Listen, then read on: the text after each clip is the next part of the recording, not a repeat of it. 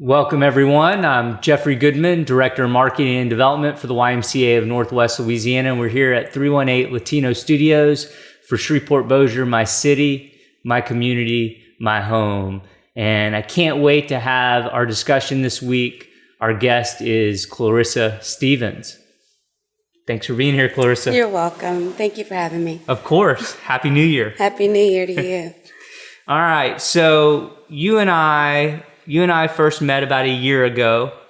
As I've mentioned several times here on this podcast, I currently chair the advisory board for LSUS's Institute for Nonprofit Administration and Research, or INAR, as most people know it.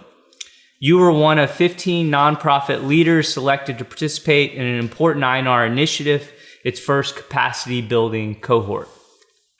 So my first question for you today is just tell me, if you could, both about your nonprofit, Uniforms for All, and why the cohort was an important initiative for you to be a part of. Wow. Uniforms for All. So it is an extension really of the ministry of the church that I am on staff at, Northpoint Community Church. And so we serve 11 Title I schools in Bossier Parish, and we provide new uniforms for their students. We've been doing that since 2013, which is wild to think about. And being a part of the cohort was so important to me because I have basically just been, as a lot of us do in the nonprofit world, I think, just been making it up as we went along. You know, people would ask for things, we would do things, we would try things would fail, all kinds of stuff. And so when we found out about this opportunity, we were like, I have to be a part of that. Let me interrupt one second. Yes, how did please. you find out about it? Do you remember? How did I find out about it? Facebook. I think it was Heather posted something, and at the time Heather was attending our church, and I thought, could we even be eligible for something like that? You know, I wasn't really sure if we fit the brand, but we did, thank God. And what was cool is we were growing. Everything had been growing so fast, especially after COVID, that I didn't really know like where we were going. And we had been using the word capacity a lot in staff meetings. In all kinds of like, how are we going to continue to grow this? The need is getting greater, the gaps are getting bigger. And so it was like a dream. I remember calling my boss and saying, hey, this thing is available. Can I apply for it? And she was like, absolutely, let's go for it. You know, so yeah. Mm-hmm. And you came away learning a tremendous amount. Oh my gosh, so much. We actually just did our first 5K, in September. And it was so cool because I was pulling out all kinds of notes, where there was marketing, you know, I think you were a part of that session, right? Yep. And so many other little tidbits that I learned from Vernie Howard. She was my mentor. My God, how lucky was I, right? And she's allowing me to reach out to her still and coaching me through things, which is amazing.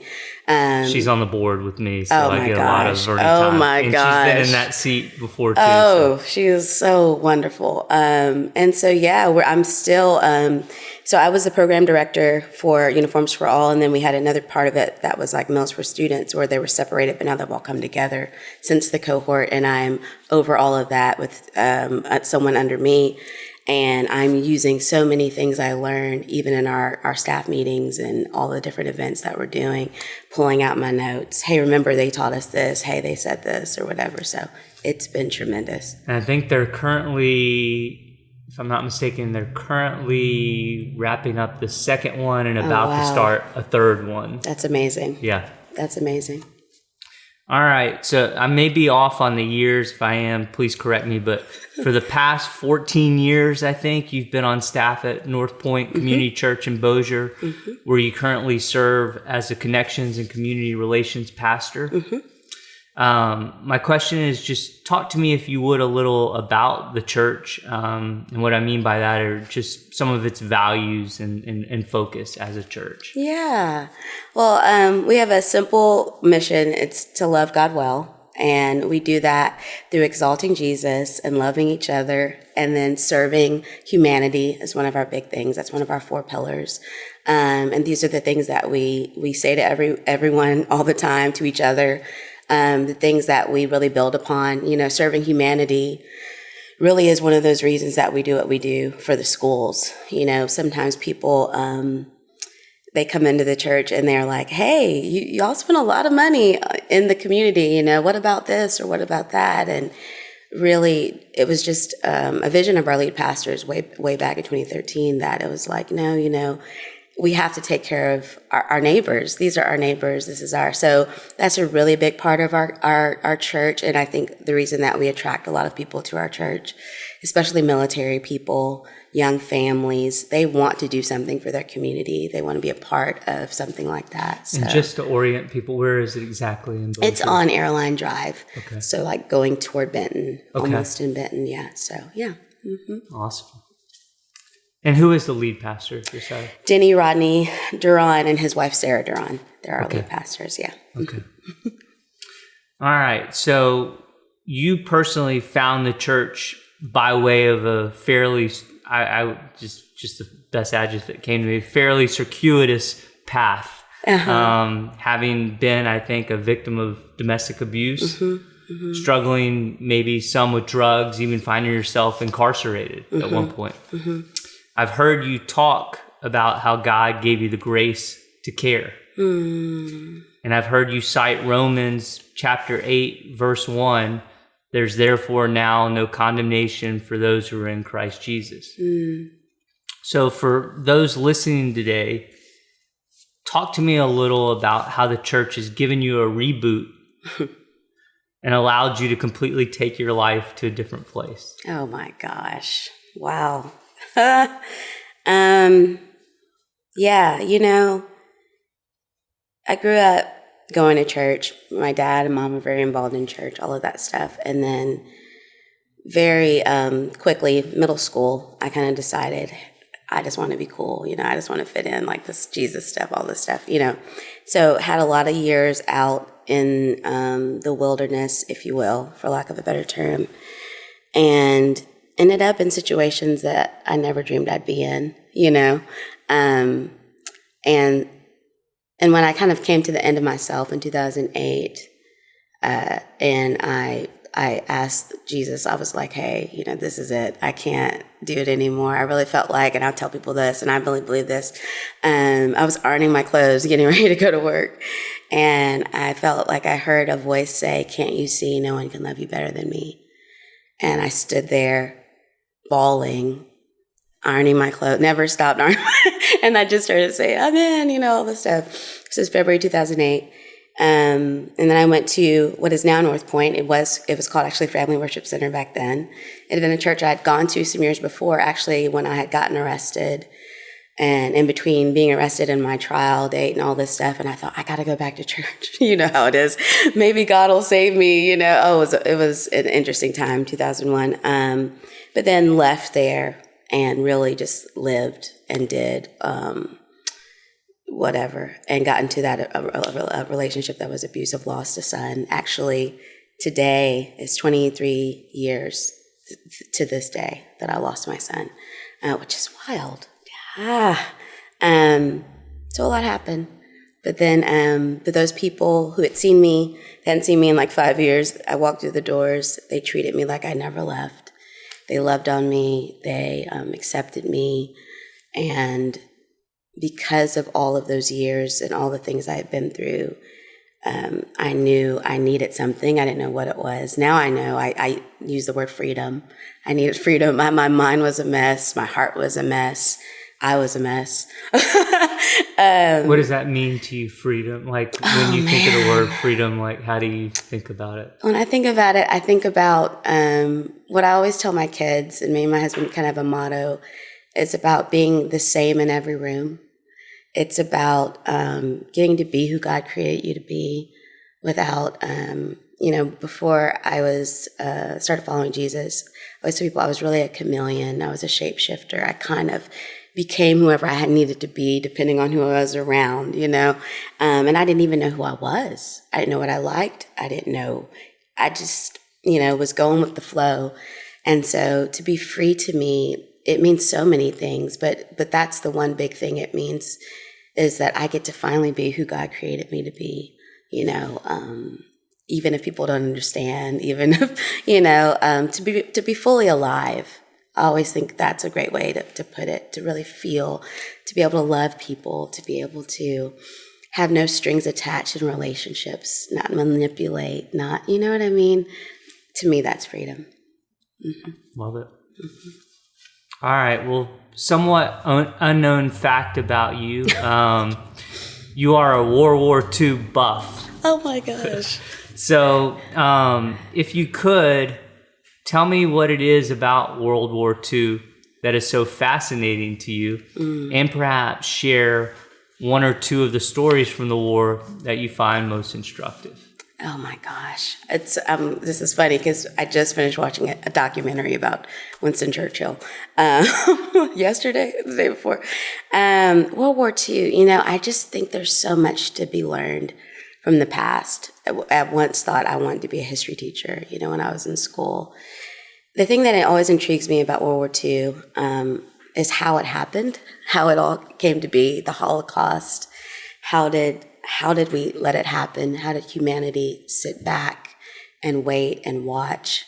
How did we allow men like Hirohito and Hitler and Stalin and just these personalities, become who they were in a world where, I don't know, freedom should exist, if you will. I think something that we can learn, when I think about, now that I'm a Christian, right? I didn't always think this way. I've always been into World War II, even before I started following Jesus. But as a Christian, I look back and I've read some, books. I've read Bonhoeffer. I've watched lots of documentaries.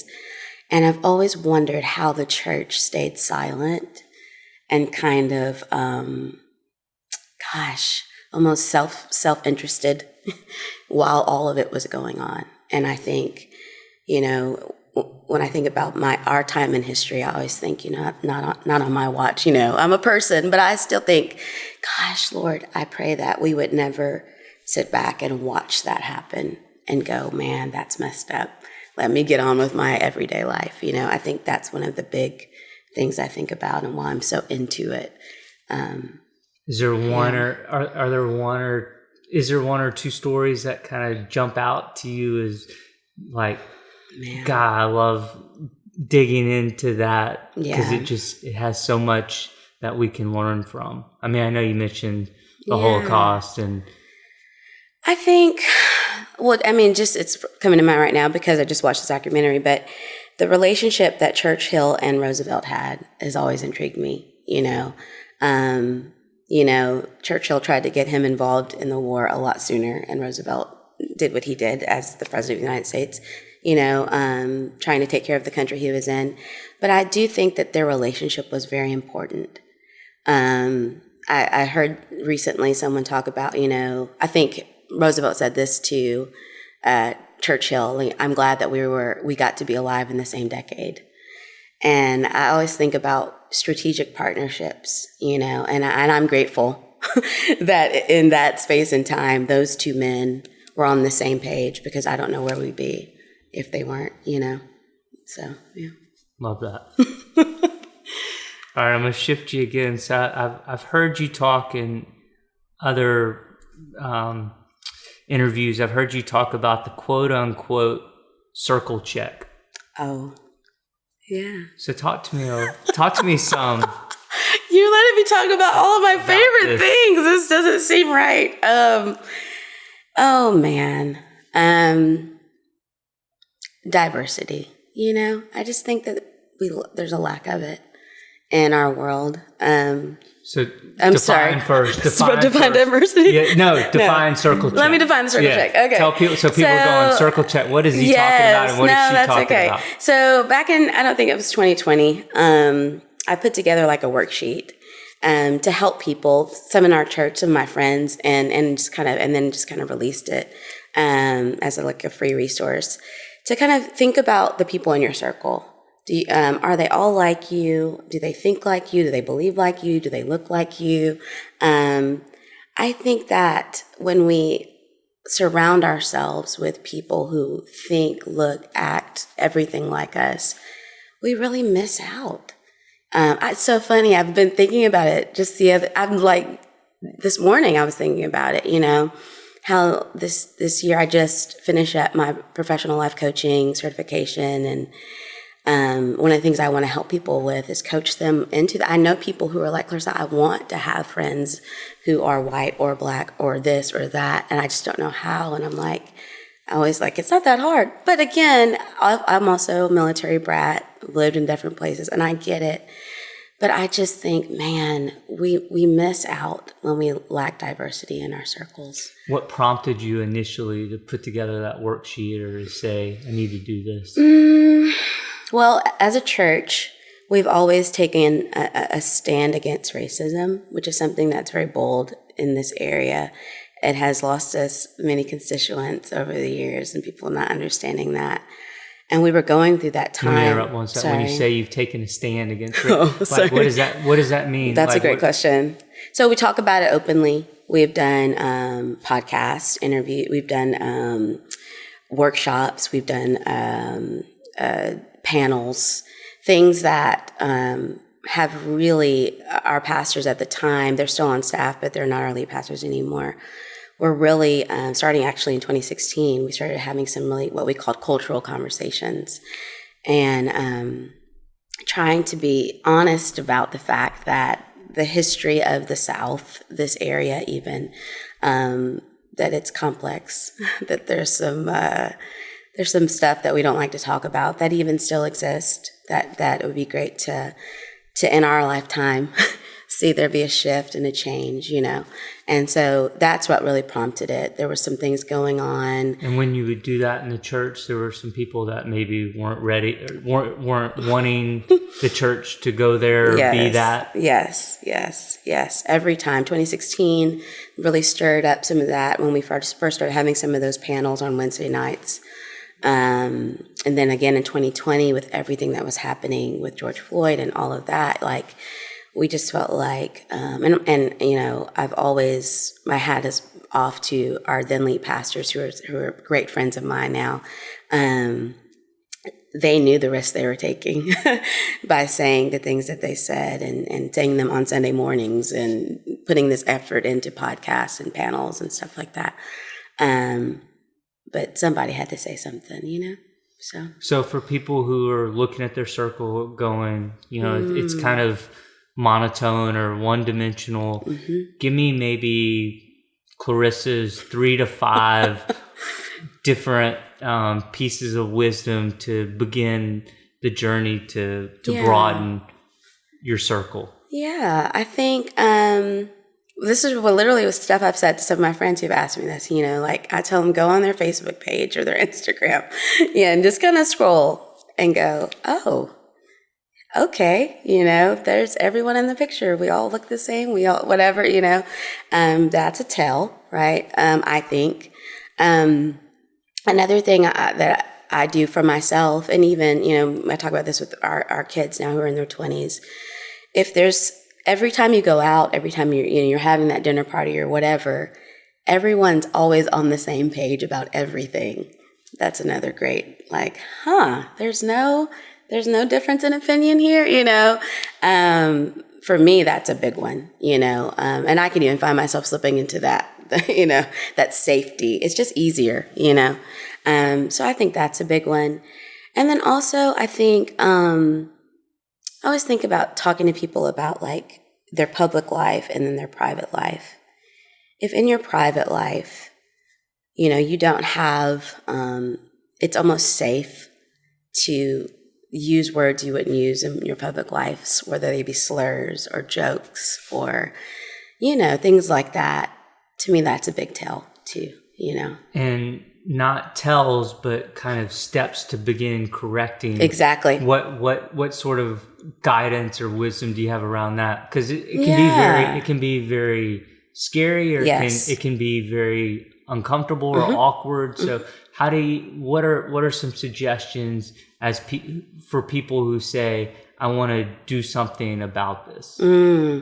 Particularly since we're at the start of a new year, people are reflecting and making resolutions. And I think, I love education, right? So reading, there's some great books. There's a book called The Third Option that I think is a great book. Gosh, I can't think of the title, the author. He used to be in the NFL, but it's a great book. There is it's called Be the Bridge. It's an organization, a nonprofit organization. They have cohorts, they have material, they have free resources. That's something we did at our church. We did Be the Bridge groups, and it was, I can't believe I didn't think about that, but just. Are you still doing it? Or? We are not, but right now we don't have any available. But those groups were, it was amazing, the work that was in those groups. There's a curriculum you follow. The leaders have to be two different ethnicities or races, and there were some, guidelines to it. But you can get some of that free. You can read that book. There's the book Be the Bridge. Oh my gosh, it's so good, by Latasha Morrison.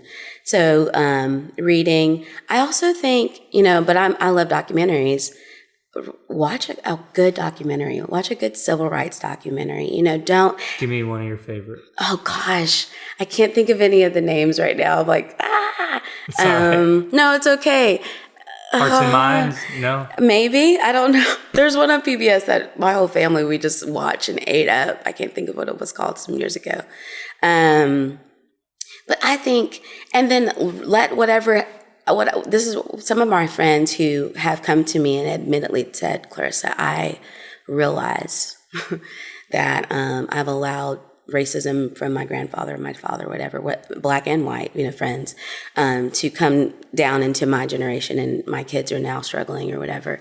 Sometimes that's what I'll tell them. I'm like, watch some stuff, watch this movie, watch this, watch this thing on Dr. King, or watch this thing and see what happens in you. Be honest about it. Sometimes I think, I had a friend, my husband's actually, he's not African-American, right? He's Latino and Creole. And we've had to have these conversations over the years where both of us have said, I didn't realize this was in me. When we were watching that, whatever, I was wrestling with that thought. Like, is that true? I don't know, whatever. Like, just have some honest inquiry in yourself, be introspective. But also, I would say, if you know someone, if a coworker, and I know this takes courage, as you were kind of alluding to, ask him to have lunch with you. You don't ask them to be an expert on how do you not be how you've been or whatever, but just get to know them. Be a friend, be a neighbor, be okay with it being awkward, be okay with it being uncomfortable. To me, that's what's always changed my life is friendship, so yeah. Great advice. Seriously. Oh my gosh. Well, those are my set questions for you. I know one thing I didn't ask you about that maybe you want to tell people about. You recently wrote a book. Mm-hmm. Do you want to talk about that for a second? And I know it kind of ties back to what you said around freedom and about being a shapeshifter. So maybe talk about the title of your book and where people can find it. Okay. Yeah, so I wrote my first book, released it, 2023, The Trap-Proof Life. And I wrote about 4 traps: approval, rejection, comparison, and what I call the me trap. And really, it was all born out of kind of my journey, my story of being in the approval trap for so many years, just doing whatever it took for people to like me, to get kind of that atta girl and all of that stuff, and not really understanding who I was, and then becoming a Christ follower, getting that aha moment at like a retreat that I went to where I was actually serving, and this thought that I had been a people pleaser my whole life popped into my head, and I was like, what is that? I was like, what does that even mean? And I kind of fought it. I was like, that's not me, and definitely my God, and then I went kind of on a journey of discovery and understand, seeing myself show up in rooms going, okay, this person's here, so I have to be this way, or talk this way, or act this way. And okay, now this person, now I can be myself. And it was like, whoa, once you're aware of it, you're like, my God, and then just rejection and all the different things. And so I wrote a lot about what other people have been through that I know as well, and my own struggles with comparison, and just, again, when we talk about freedom, I think that's what freedom is too. Not having to live a life of constantly feeling like you're going to be rejected, or you need to measure up to something, or, just I believe that Jesus died so that we don't have to live like that, so that we can be authentic and be who he died for us to be. And so that's really what the book is about, being able to recognize those traps, see if you're in one, pray through that idea, work through some of the questions at the end of each chapter. And I've got some great feedback from different people of all walks of life, which I love. And it's I think it's a really helpful, it's a short book, resource for people. Where's a good place? Amazon. Okay. Amazon is a great place. barnesandnoble.com as well. But you'll get Clarrissa it. Stephens, Trap Proof Life. Yes, sir. The Trap Proof Life. Okay. Are there other things you want to, we don't have to, but we have all the time. If there's anything else you want to share or mention. I'm just it's so fun that you've let me talk about all my favorite things. That's all. I don't even know what to, I'm like so excited. No, just thank you. Absolutely. Thanks for being here. Thank you very much.